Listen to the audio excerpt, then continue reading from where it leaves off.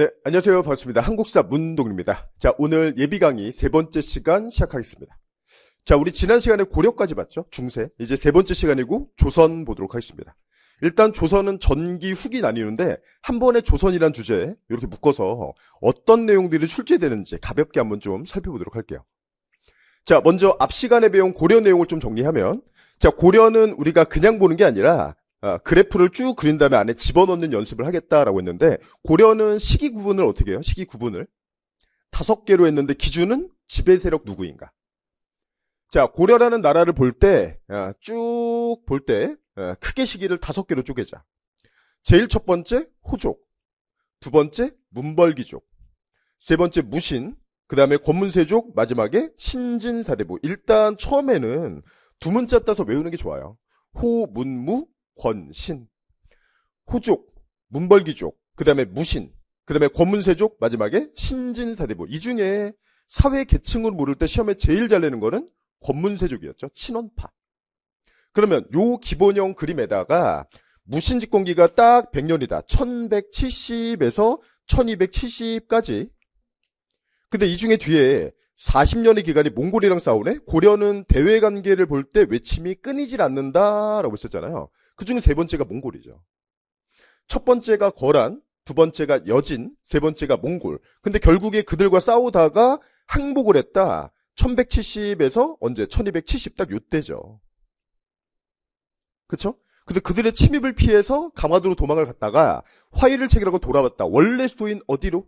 개경으로. 그걸 개경환도라고 했죠. 그 다음에 그들의 간섭을 받는 원간섭기였고요. 이 시기 지배계층이 권문세족이었었죠. 자, 근데 그 잘 나가던 원나라가 100년을 못 짓고 꺾인다. 그래서 원나라 꺾일 때 그때 반원정책 추진한 A급 왕이 있는데 그 왕이 누구냐? 공민왕. 근데 그의 정책은 안타깝게도 실패를 했지만 이 사람이 키워놓은 세력이 있다. 그들이 누구다? 새롭게 등장한 세력들, 신진사대부. 그래서 마지막에 호, 문무, 권, 신이었죠. 그래서 신진사대부 가운데 일부, 그 다음에 이른바 신흥 무인 세력이라는 군인들, 그 중에 이성계, 그들이 손을 잡고 새로운 나라를 만드는데 그게 바로 조선이 되겠죠. 그렇죠? 자, 그래서 여기까지가 고려의 기본형이었고, 여기다가 하나하나씩 이제 앞으로 넣어봅시다라고 했던 게 우리 앞 시간 내용이었어요. 그럼 이제 오늘은 조선 봐야죠. 자, 그럼 조선을 보면 조선도 마찬가지예요. 제가 한국사 모든 파트를 이렇게 해놨는데 표를 그린 다음에 집어넣어야 돼요. 눈에 보여야 돼요. 그래야지 문제가 풀려요. 우리는 단순히 어떤 느낌, 이해하고 이 정도가 아니라 문제를 풀어야 되잖아요. 그러니까 눈에 보여야 된다고요. 대부분은 시기를 잡는 게 핵심이기 때문에. 자, 그러면 고려는 이러하고 이제 조선으로 넘어갑시다라고 하면 일단 조선은 우리가 시기 구분을 어떻게 할 거냐. 똑같이 5개인데요. 근데 기준이 좀 달라요. 조선은 100년 단위로 끊을 거야. 일단 조선은 5개 시기로 쭉 한번 나눠보자 하면 제일 먼저 첫 번째, 일단 조선의 건국연도, 제가 전근대사에서 연도를 몇 개 강조하는 게 있는데 많지 않아요. 그건 좀 외우는 게 좋아요. 조선의 건국이 언제냐? 1392년도예요. 그럼 여러분 이게 몇 세기예요? 세기 구분은 항상 앞에 두 자리, 100의 자리에다 플러스 1 하자. 1392 조선의 건국, 요게 몇 세기 하면 14세기 거의 끝날 때, 14세기 말이에요. 거의 끝날 때. 그러면 이걸 15세기라고 보자고요. 출발할 때니까. 그래서 조선은 100년 단위로 쭉 끊을 때 첫 번째 시기가 15, 그 다음에 16, 그 다음에 17, 그 다음에 18, 19. 조선은 시기 구분을 어떻게 하자? 100년 단위로 끊자. 그리고 고려랑 비교하자면 고려의 경우에는 제가 왕이 필요해요. 그러면 필요한 사람이 있고 필요하지 않은 사람이 있다. 모든 사람이 필요하진 않다. 물론 외우면 좋죠. 나쁘지 않아요. 근데 외우면 좋은데 잘 안 외워지는데 굳이 외워야 되냐 그러면 그럴 필요까지는 없다. 왜냐면 나오는 사람이 되게 제한적이에요. 나오는 사람 누가 나올까 하면 자, 고려 태조 왕건 봐야죠. 태조 사후 바닥을 찍고 그 다음에 끌어올리는 왕들 광종, 그 다음에 성종이 있죠. 여기까지 왕의 이름을 좀 들어두자. 태해정, 광경, 성. 그리고 초기 왕의 업적은 원래는 성종까지인데 조금 더 가자. 목현까지. 태해정, 광경, 성, 목현 하고 잠깐 쉬었다가 고려 중기전성기가 문종인데 문종 이후 따라붙는 모든 왕이 필요하지도 않다. 핵심적인 왕 3명. 문숙, 예인. 이렇게 4명 더 보면 전기가 끝나는 거예요. 그래서 태해정, 광경성, 목현하고 잠깐 쉬었다가 문숙예인, 그리고 인종 때 모순원, 이자겸해난, 모순투, 묘청의 서경천도운동, 그리고 삼국사기 편차, 여기까지 보면은 전기가 끝나는 거죠. 그리고 무신직공기를 보면 무신직공기는 왕이 중요하냐? 왕이 중요하지 않다. 그럼 누굴 왕이라고 생각하자? 무신의 최고 권력자를 왕이라고 생각하자. 정중부, 경대승, 이민, 최충원, 최후 정도까지. 그죠? 그럼 여기는 비어있는 시기죠, 왕은. 그리고 원간섭기 가면 1순위가 공민왕인데, 공민왕 말고 조금 더 볼까 하면은, 원간섭기 앞쪽에 있는 충렬, 충선, 한 2명? 요 정도만 보면 끝나요. 그리고 공민왕 다음에 우왕 정도 보면 끝나는 거고, 다 필요하지 않죠. 그러니까 고려는 딱 요 정도 느낌으로 딱 보면 되는 거예요. 근데 조선의 경우에는 기준이 다르다라는 게, 조선은 좀 왕을 하나하나 봐야 돼요. 고려는 왕의 순서가 굳이 필요하진 않다. 앞에부터 쭉쭉쭉 외우는 것보다 이쯤 누구예요? 이쯤 누구예요? 이쯤 누가 있을까요? 이렇게 하는 게 훨씬 더 낫다. 그렇죠? 근데 조선의 경우에는 태정, 태세, 문단세 요건 다 외워야 되는 거죠. 왜? 왕별로 사건이 있기 때문에 그래요. 기준이 조금 더 디테일하죠. 왜냐면 조선은 자료가 더 많잖아요. 조선왕조 실록 보세요. 자, 그러면 다 아시겠지만 확인 차원에서 한 번만 해볼게요. 조선 왕의 순서 어떻게 될까 하면 태정, 태세, 문단세, 예성연중, 임명선, 광인효연, 숙경영, 정순원철, 고순. 다시 한번 태정, 태세, 문단세, 예성연중, 임명선, 광인효연, 숙경영, 정순원철, 고순까지. 이건 외우고 가야 돼요. 일단 스타트 할 때. 이게 안 잡히면 순서가 안 잡혀요. 이걸 먼저 외워야 돼요. 왕의 순서. 자, 그럼 이걸 외웠으면은 제가 하나만 더 얘기할게요. 우리는 여기다가 왕들을 집어넣을 거예요. 여기다가. 그러면 분기점이 되는 왕들이 되게 중요하다라는 거야. 분기점.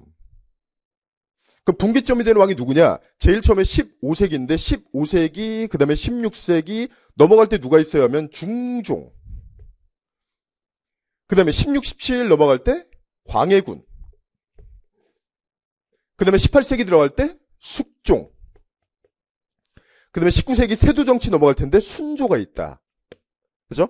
그래서 태정, 태세, 문단세, 예성연중, 임명선 그거 순서대로 쭉 외운 다음에 그 다음에 우리는 100년 단위로 끊을 거니까 분기점을 기억하자. 중광숙순. 다시 한번. 중광숙순. 중종, 광해군, 숙종, 그 다음에 순조. 왜냐면 시험 문제가 세기별로 묻거든요. 왕도 묻지만. 다음 시기 분위기는 이런 식으로. 자, 그래서 왕 순서에다가 중간에 분기점을 기억하자. 자, 그리고 광해군 앞에 선조가 있어요. 우리 선조 때 무슨 사건 있죠? 임진왜란. 광해군 앞에 선조 때 별표 뭐 있다? 임진왜란. 그 다음에 광해군 다음에 누구야? 하면 인조인데 인조 때는 뭐 있다? 병자호란. 그렇죠? 그래서 이거를 임진왜란 그 다음에 병자호란 두 개를 합쳐서 양난이라고 하고요. 요거 앞에가 조선의 전기. 앞에가 전기, 뒤에가 후기가 되는 거예요. 전기를 근세라고 하고요. 후기를 근대 태동기라고 하고요. 근데 예비 강의는 합쳐서 한번 해볼 겁니다. 여기까지 될까요? 그러니까 지금은 기틀 잡는 거예요, 기틀. 자, 그러면 요렇게 그려놓고 이제 조선의 제가 보는 조선의 공식을 한번 써볼게요. 조선의 공식. 조선은 이렇게 구성되어 있다. 일단 나라가 출발할 때 고려도 마찬가지지만 나라가 출발할 때 체제 완성 성종까지는 누가 어느 제도를 만들었고 그렇죠? 누가 어떻게 나라를 구성해 나가고 왕대사를 보고 싶다라고 했었죠. 그러니까 우리가 고려를 볼 때도 태해정, 광경성 조금 더 갈까? 목현 여기까지는 왕대사 특히나 어느 제도를 누가 만들었지 이거 묻는 게 시험 문제라고 했죠. 조선도 마찬가지예요.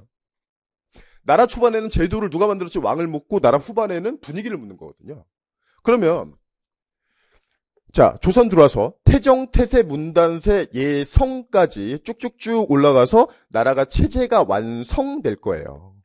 완성. 여기까지 우리가 초기라고 하고 그 다음에 중기라고 하는 거예요. 근데 시험 문제는 고려는 초기, 그 다음에 중기 이렇게 나눠서 낼 수 있지만 조선의 경우는 그렇게 내지 않는다. 조선은 초기, 중기가 아니라 15세기냐 아니면 16세기냐 이렇게 나눠내는 거예요. 그래서 조선의 공식은 태정, 태세, 문단세, 예성까지 나라의 제도가 만들어지다가 완성되면 완성된 게 유지되는 게 15세기고요. 완성된 게 유지. 근데 16세기 들어가면 중종 시작이죠. 16세기 들어가면 모든 면에서 이 나라가 무너질 거예요. 조선의 16세기는 모두 이 관점에서 쓰여 있어요. 그래서 무너지면 시작이 누구냐? 중종. 그 심화되면 누구냐? 명종이에요. 16세기 왕을 출제하면 중종 또는 명종이에요. 그리고 양난을 거치고 위기 상황, 이런 상황에서 그대로 두면 나라가 무너질 것이다. 그래서 어떤 변화가 나타난다 하면은 요게 후기가 되는 거죠. 그렇죠? 요게 조선의 공식이에요. 제가 보는. 제도가 만들어지가 완성된 게 유지 15. 하지만 16세기 들어가는 순간 모든 면에서 무너진다.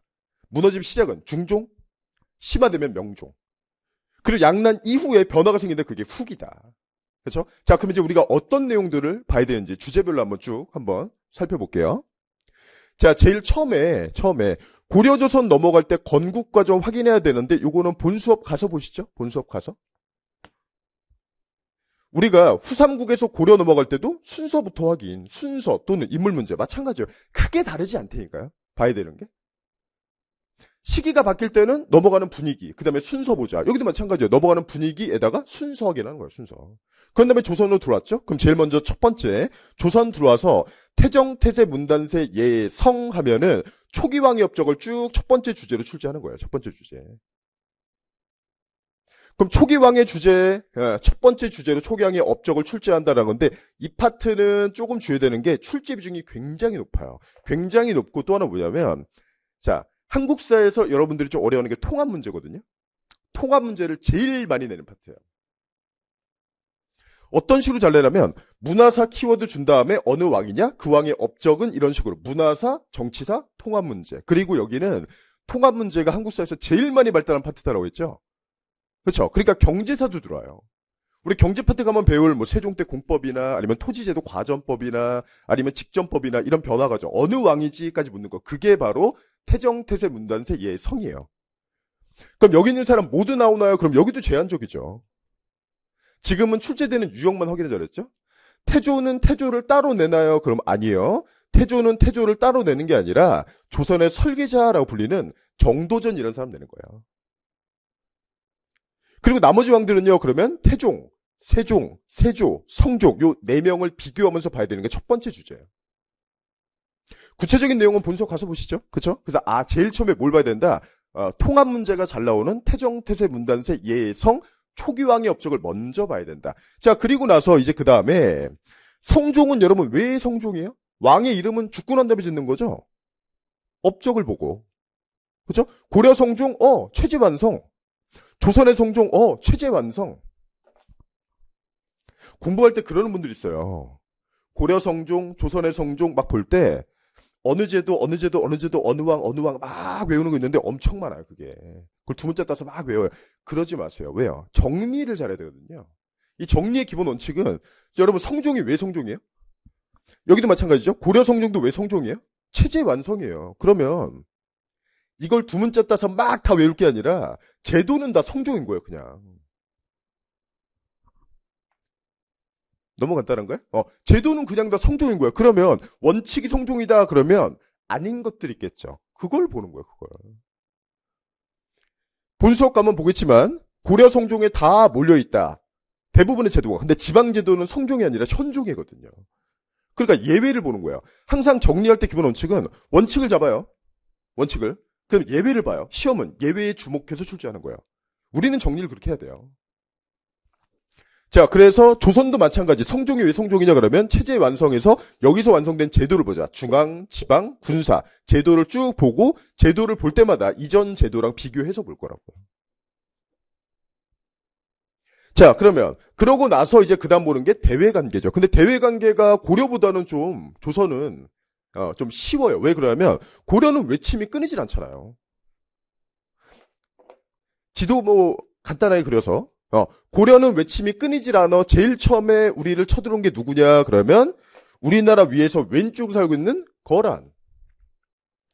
거란 나라 이름은 요 나라. 거란의 1차는 성종이 성종에게, 2, 3차는 현종 때 진짜 싸움. 1차는 말싸움, 2, 3차는 진짜 싸움. 그 두 번째는 여진. 아무것도 아닌 여진이가 통합이 돼서 세모 완전체 금이 됐네.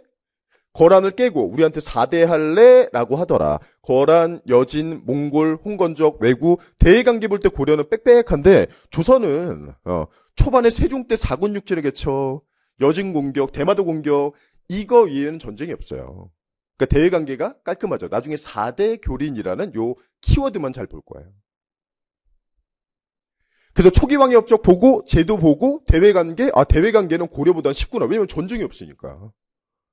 그죠? 그럼 그리고 나서 이제 그 다음에 정치죠. 근데 여기를 좀 어려워해요, 여기를. 제가 보통 수업하다 보면 보통의 수험생분들이 이 부분을 좀 어려워해요. 뭐 이유는 하나인 것 같아요. 좀 덜 하는 건데 왜 그러냐면 지금 앞에부터 쭉 해서 진도를 고려 조선까지 왔죠. 한 중간쯤 온 거예요. 그렇죠? 그럼 앞부분이 슬슬 기억이 안 나기 시작해. 뒤에 할 건 많아. 그럼 뭔가 이렇게 좀 살짝 무너지는 거야. 근데 그러지 마세요. 일단 내가 지금 하는 거에만 주목하세요. 그런 다음에 나중에 빨리빨리 반복하면 돼요. 그 다음에. 자, 그러면 초기왕의 업적, 제도, 대외관계. 그 다음은 뭘 볼 거냐? 이제 그 이후 상황인데 그 이후 상황 보려면 우리 고려 말부터 얘기해야 돼요. 고려 마지막 지배 세력이 누구죠? 호, 문무, 권, 신에서 신진사대부라고요. 신진사대부. 근데 신진사대부가 되게 많아요.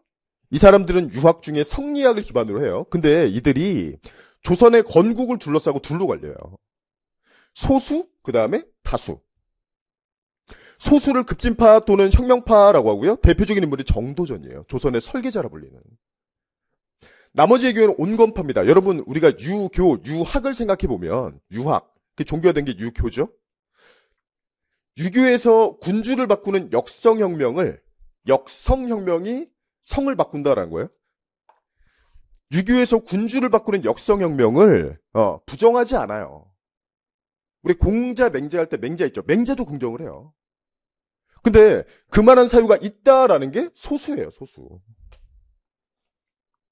소수는 그만한 사유가 있다. 대표적인 분은 정도전이라는 사람이 있고요. 하지만 대다수는 그 정도는 아니야. 그냥 고려를 좀 수정해서 가자라는 사람들이에요. 그래서 고려 말에 신진사도가 둘로 쪼개진다. 그 중에 급진파, 소수죠. 이들이 이성계 세력과 손을 잡고 조선을 건국을 한다. 이게 바로 조선이라고요. 소수의 급진파, 이성계 같은 신흥 무인 세력. 그러면 온건파는 이 구도에 참여하지 않고 우리는 지방으로 낙향할 거야 라고 내려간다고요. 그래서 여기서 신진사도가 둘로 갈리고요. 이게 조선 들어오면 정치 세력 간에 이제 구도로 이어지는 거예요. 여기까지 이해될까요? 여기까지. 신진사대부가 둘로 쪼개져서 소수의 급진파 이들은 나라 새로 만들자. 이성계를 손잡고. 하지만 나머지는 반대하는 거죠. 그러면 15세기는 누구의 시대에 그러면 급진파 이성계 세력과 손을 잡았다 그랬죠. 그들의 시대가 바로 15세기라고요. 그래서 성종까지 초기, 그 다음에 중기 이렇게 하지 않고 15세기, 16세기 나누는 거예요. 그래서 이 나라의 15세기 주역은 급진파가 중앙으로 올라왔네. 이대로 우리가 관악파라고 하고요. 관악이 뭐예요 하면은 신진사대부는 정치가이기 이전에 학자들이에요. 어딜 가든지 공부를 해요. 그럼 중앙에 올라가면 어디서? 대학교, 성균관에서 공부한다고요. 그럼 중앙에 올라가서 관악파, 훈구파, 중앙에서 공부하지 이들을 또 다른 말로 이제 훈구라고 하는데 사실 둘은 개념적으로 약간 구별이 되긴 해요. 우리가 호족이 중앙에 올라와서 배부르고 등싸시고 문벌귀족화 되는 것처럼 여기도 마찬가지로 관악파, 훈구파가 이제 보수화가 더 진행돼 그러면 이제 훈구가 되는 거예요. 근데 시험에서 둘을 구별하는 문제는 없어요. 그러니까 동의어로 봐도 무방해요.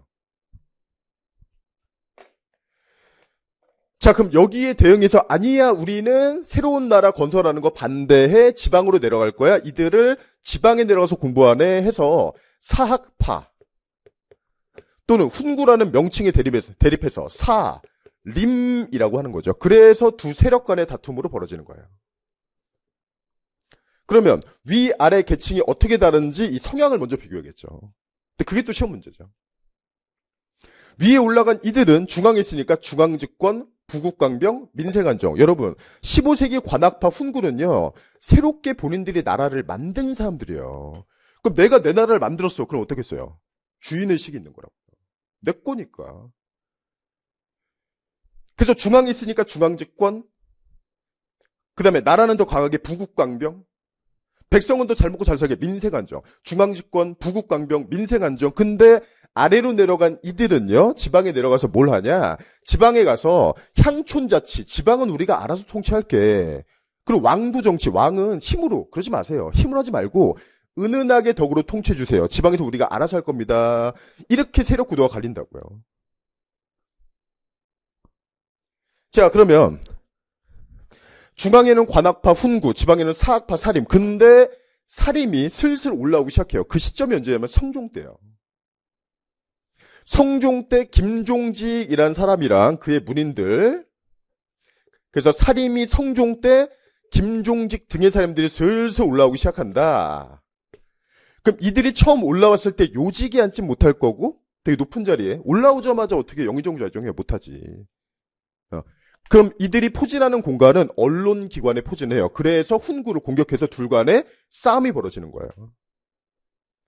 급진파는 올라와서 15세기 주역 위에를 탄탄하게 잡고 있네? 근데 지방에 내려간 이들, 난 정치 안 해! 라고 했다가 슬슬 올라온다. 언제? 성종 때 올라온다고요.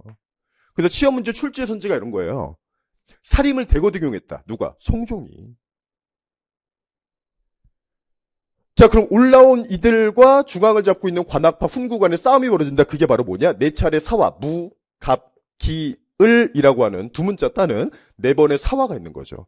이 사화라는 게 뭐냐면 여러분, 자, 중앙의 관악파 훈구, 올라온 사학파 사림 둘이 싸우면 처음에 누가 이기겠어요?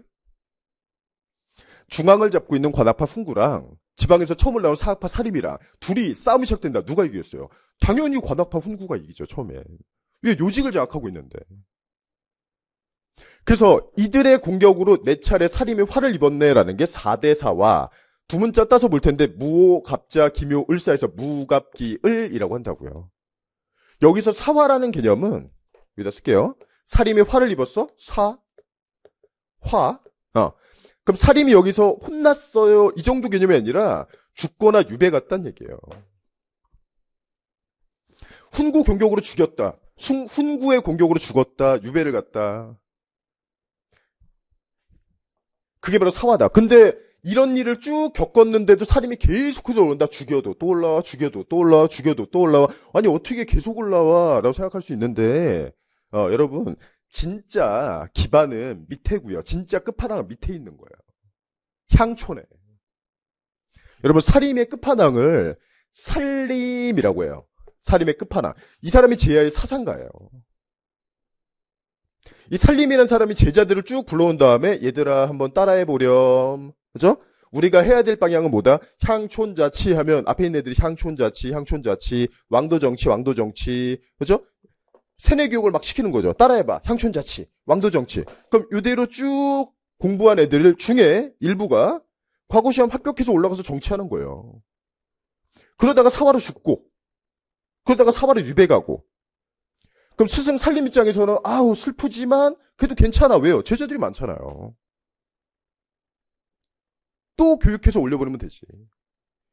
그래서 사화는 살림이 죽거나 유배 갔다 화를 입었다 하지만 밑에 있는 살림이 계속 교육시켜서 그러니까 자기랑 똑같은 생각을 하는 사람들을 계속 복제해내는 거예요. 그래서 위로 올려보내는 거죠. 올려보내면 죽고 올려보내면 죽고 올려보내면 죽고 그래도 계속 올라가고 그러다가 결국에 중앙을 장악할 거라고요. 그게 언제냐면 바로 선조 때입니다. 선조 때. 그리고 선조 때 중앙정계를 장악한 다음에 이제 그들끼리 갈리기 시작할 거예요. 그걸 이제 우리가 붕당이라고 해요. 그럼 이제 시험 문제를 뭘 낼지 봐야죠. 여기가 16세기 언저리인데요. 여기는 시험 문제를 뭘 낼 거냐 그러면 유형이 딱 정해져 있어요. 4대 4와 순서 문제. 무, 갑, 기, 을. 무오, 갑자, 기묘, 을사 각각의 사건의 스토리를 들은 다음에 시험에 나오는 문장을 정리하면 돼요. 그 4개의 순서. 그리고 인물 문제 출제하면 거의 조광조란 인물이에요. 기묘사와 관련된. 다시 4대 4와 순서, 그 다음에 인물 문제. 그리고 16세기 왕을 출제한다 하면은 여러분 16세기 왕 하면 16세기 왕 아까 제가 누구라고 했죠? 무너짐의 시작, 중종. 위기가 심화된다, 명종. 중종, 명종, 왕대사. 요 3개 유형만 딱 검토하면 된다고. 자, 그리고 나서 중앙정계 장악한 사림이 이제 그들끼리 갈린다. 선조 때 붕당이 왜 갈리는가 이런 구체적인 이벤트는 이제 본수업 가서 보고요. 선조 때 중앙정계를 사림이 완벽히 장악했다. 그럼 그들은 어떻게 이겼는가? 결국에는 물량공세다. 계속 올라가고 계속 올라가고. 훈구는 어차피 소수인데, 그죠? 계속 숫자가 줄죠. 근데 계속 공격해서 이긴 거예요, 결국에. 물량공세로. 그래서 선조 때 중앙정계 장악한 사림이 처음에 갈린다. 동인, 그 다음에 서인. 왜 갈린지는 나중에 볼게요. 그 다음에 동인이 한 번 더 갈린다. 북인, 남인. 요게 바로 이제 붕당이라고 하는 거죠, 붕당. 지금, 아주 중요한 큰 두 가지 개념을 본 거예요. 사화라는 개념과 붕당이라는 개념. 그럼 사화라는 개념은 누구랑 싸운 거예요? 권력 잡고 있는 파란색, 관악파, 훈구. 새로 올라온 사학파, 사림. 그 중에 사림이 처음에 약하니까 화를 입었다. 근데 네 번의 사화를 겪으면서 결국에 중앙을 장악했다. 근데 이제 붕당은 뭐냐? 그들 안에서 또 갈리더라 이제. 사화는 훈구랑 사림 간의 다툼이고요. 붕당은 권력 잡은 사림이 그들 안에서 갈리는 거예요. 그럼 여러분 이런 생각이 들죠. 아니 이렇게 힘들게 싸워서 이겨서 올라가서 중앙을 장악했는데 왜 그들끼리 또 싸우냐. 그렇죠. 여기에 대해서 원인 분석을 이렇게 얘기해요. 뭐라고 하냐면 양반수는 관직수는 제한돼 있어. 하지만 양반수가 너무 많아. 관직이 제한돼 있어? 근데 양반수가 많아? 양반수가 왜 많아졌지? 여기서 얘기하는 양반수의 증가는요. 자연적인 증가를 얘기하는 게 아니에요.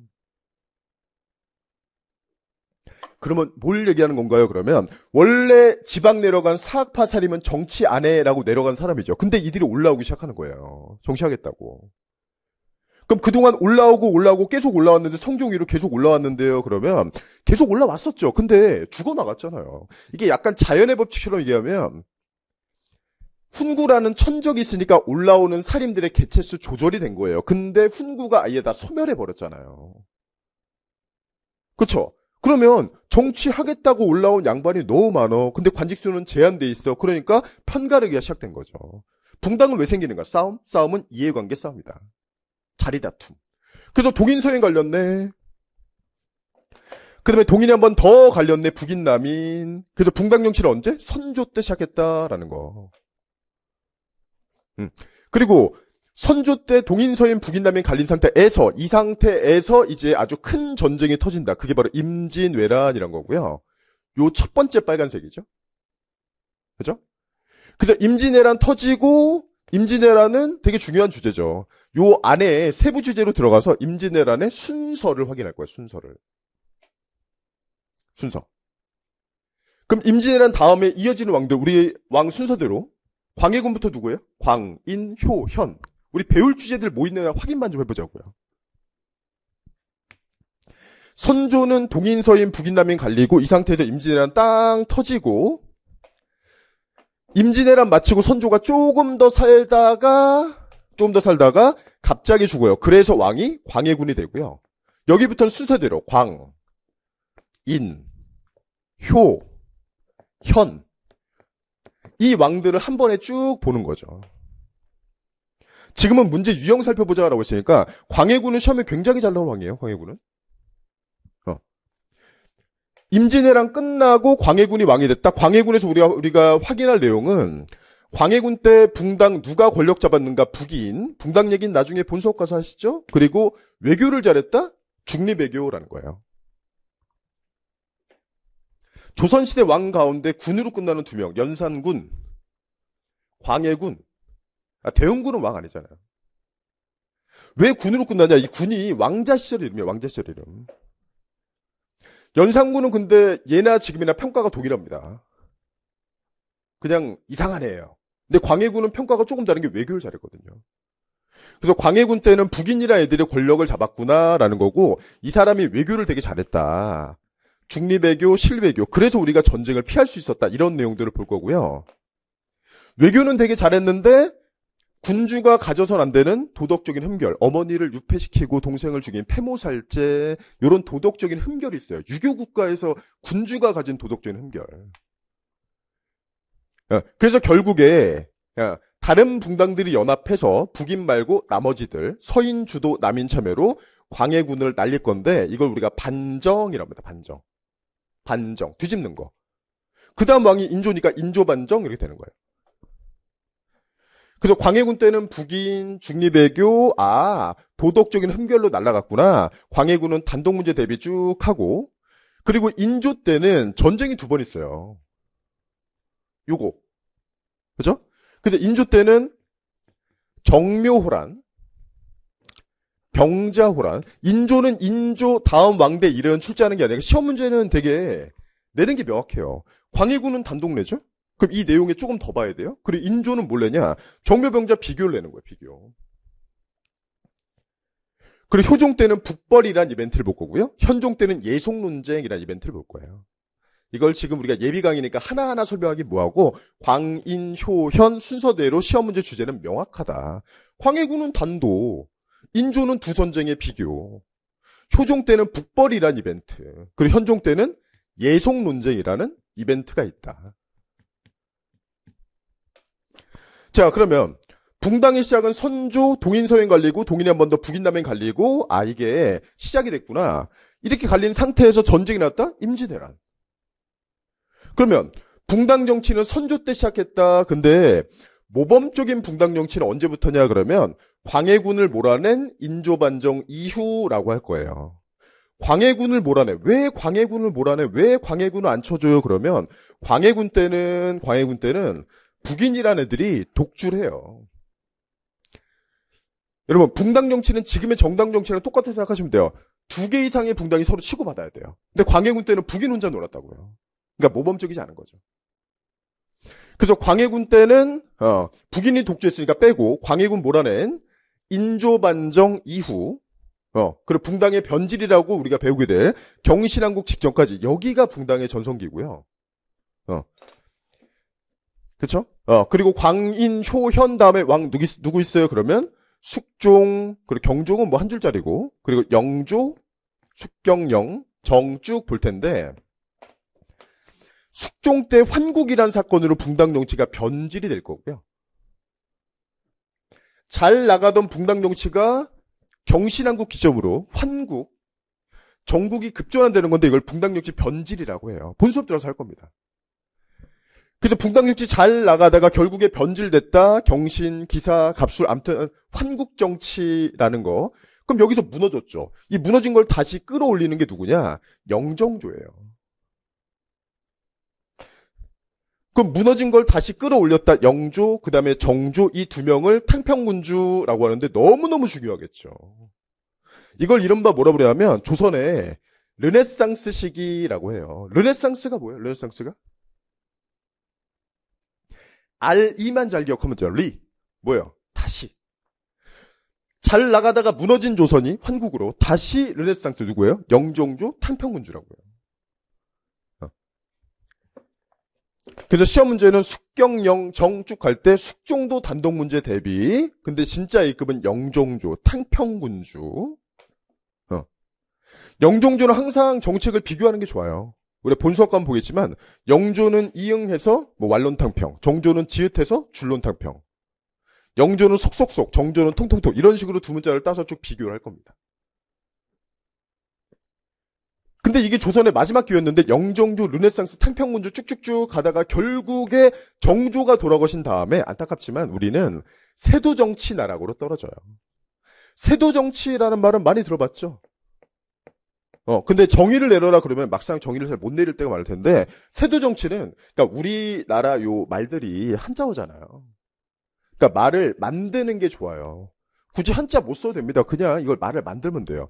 세도정치가 뭐냐? 특정 가문의 권세가 나라의 법도가 되는 정치예요.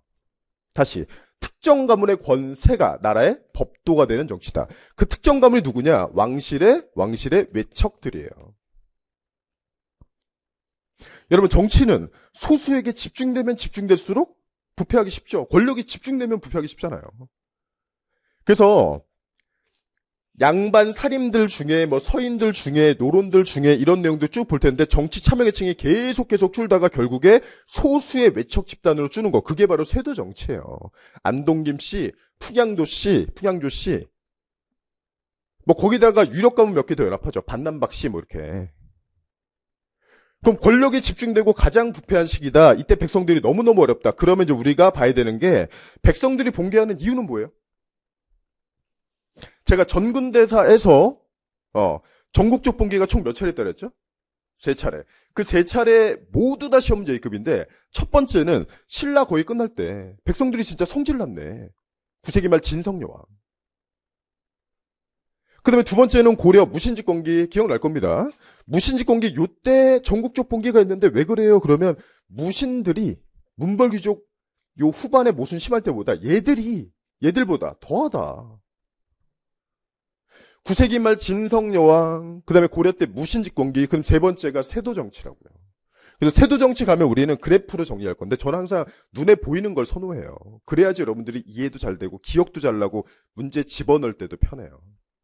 그래서 세도정치는 1800에서 1863까지 60여 년간의 기간인데 이 당시에 관리가 되겠다라고 하면 공부를 열심히 한다? 관리가 될 수 없습니다. 세도정치계에 공부를 열심히 하면 관리가 될 수 없어요. 그러면 어떻게 해야 돼요? 그러면 뇌물을 갖다 줘야 돼요. 그럼 내가 뇌물을 갖다 주고 관리가 됐어요. 내가 투입한 금액이 있어. 그러면 내가 직에 있는 동안 본전을 뽑아야 될 거 아니에요. 탐관오리들은 그래야 될 거 아니에요. 제가 그랬다는 얘기 아니라 탐관오리들은 그래야 될 거 아니에요. 그러니까 탐관오리들이 백성들을 세금제도를 악용해서 쥐어짠다고요. 그게 바로 세금제도의 악용, 삼정의 문란이란 거예요. 그래서 본 수업 들어가면 계속 반복하겠지만 세도정치 키워드는 비변사라는 기관이 핵심이 된다는 거 하나 배울 거고요. 나중에. 그 다음에 삼정의 문란이에요. 그러면 삼정의 문란은 세금제도의 악용인데 뒤로 갈수록 점점 심해지겠죠? 그러다가 전반기 11년에 난이 있는데 요게 홍경래의 난이고요. 홍경래. 끝나기 1년 전에 난이 있는데 임술 농민봉기라는 게 있어요. 그러면 여러분 여기서 한번 얘기해 보세요. 지금 설명 듣는 걸로도 문제 웬만한 건 풀 수 있는 거예요. 지금 이 정도로도. 자, 전반기 11년에 홍경래, 끝나기 1년 전에 임술 농민봉기 둘 중에 전국적 봉기는 둘 중에 뭐 같아요? 앞에 거 같아요, 혹시? 그럼 저랑 안 맞는 분입니다, 그건. 뒤로 갈수록 모순이 심해지잖아요. 당연히 누구였어요? 뒤죠. 세도정치 전반기 11년에 홍경래, 끝나기 1년 전에 임술 농민봉기, 삼정의 문란은 뒤로 갈수록 점점 심해진다? 그러니까 전국적 봉기는 임술 농민봉기죠. 그래서 홍경래는 저기 윗동네 어디? 여기 평안도에서 봉기했고요. 지역차별, 세도정치 문제점, 지역차별에 한거한 거기 때문에 이건 전국 확대가 될 수가 없는 거예요. 우리 동네 왜 차별해? 그러면 그 동네 사람들이나 공감을 하죠. 그러니까 전국 확대가 안 되죠. 그리고 거기에만 있으니까 진압을 하는 거예요. 홍경래는 여기만 있으니까 진압이 되죠. 근데 임술농민봉기는 노란색으로 칠할게요. 진주 밀란에서 출발해서 전국으로 퍼져요. 전국으로. 그럼 이건 진압을 했어. 이건 진압을 못해. 그럼 진압을 못하면 해결책을 내놔야죠. 홍경래는 여기만 있으니까 진압하면 되는데 임술은 전국에 여기저기 막 퍼져요. 그럼 진압이 안 되는 거예요. 그럼 해결책을 내놔야 되는데 그때 농민들한테 물어봐야죠. 뭐가 문제니? 뭘 어떻게 하면 될까? 그럼 농민들이 이게 문제예요. 삼정의 문란이에요. 라고 한다고요. 그래서 세도 가문들이 삼정의 문란이 문제구나. 삼정의 문란이 문제니 삼정 이정청 이걸 내가 고칠게 라고 기관을 만드는 거죠. 벌써 우리 문제 푸는 부분들 연습을 한 거예요. 지역차별한 거 홍경래, 전국적 봉기는 임술. 이건 진압이 됐어. 이건 안 됐어. 그럼 안 됐으면 해결책을 내놔.